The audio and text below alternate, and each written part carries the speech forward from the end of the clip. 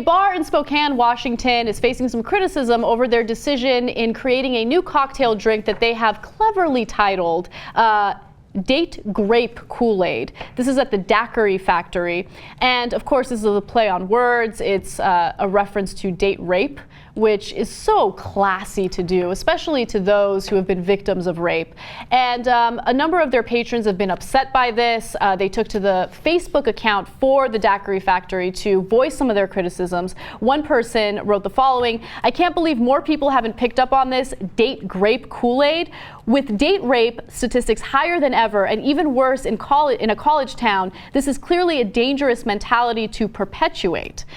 So regardless of the criticism that they've received, they have refused to discontinue the drink, I guess, which is described as super sweet and spiked with rum for $6. Sounds fine, barring the name. Yeah, it sounds delicious. They should have named it something else. Yeah, and by the way, look, maybe there's a side note. It's not even that, it's certainly not clever. It's not even original. If you're a fan of the Whitest Kids You Know comedy group, they came up with the grape juice mascot, the Grapist, a long time ago. It was offensive then, but purposefully. So they're just stealing something from like 10 years ago from the Whitest Kids You Know. Well, and they're completely unapologetic and completely defiant about this. They say, in response to the critics on Facebook, it's a daiquiri bar, not a candy store. 21 and up, welcome. Yeah, women above 21 don't care at all about rape. They're not offended by it for some reason.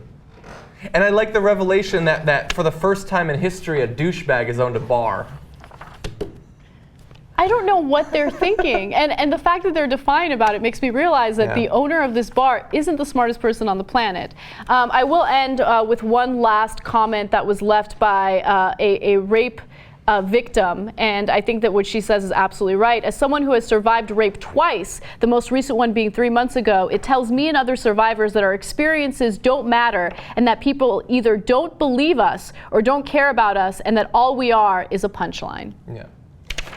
You know, as we've said before, I don't personally think that there are any subjects that can never be the topic of humor. I mean, my favorite comedian is Louis C.K., and that's his bread and butter, is talking about very controversial things. But as always, it depends on if you're a comedian or not, how funny you are. This is not, okay? And the people who are just trying to get like a drink at a bar or something, it's different than someone who self-selects by going into a controversial comedian's audience or something like that. You have to understand your audience, and you have to be a little bit more diplomatic in responding to criticism than this guy was.